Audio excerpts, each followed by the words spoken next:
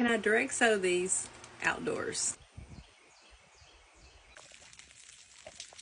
For snapdragons and poppies, technically, yes, you could sow them outdoors.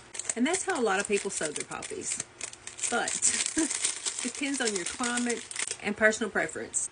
These little tiny seeds, the size of salt grains or smaller, are your snapdragon seeds. And your poppy seeds are the same size. Both snapdragons and poppies need to be surface sown or just barely lightly covered. I found surface sowing mine works the best.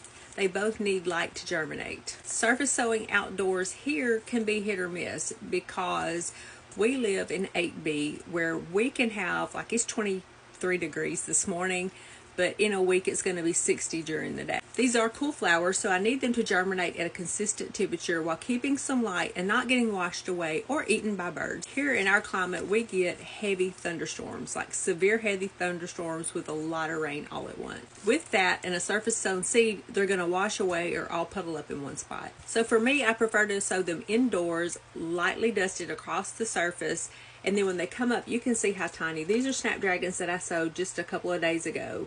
And you see how small they are. They're incredibly tiny plants. I'll show you the poppies. They're a little bit bigger. That's a semi-pro tip. When I'm having to buy my spinach and lettuce at certain times of the year, I save the containers because look, they are perfect greenhouses. These are the Falling in Love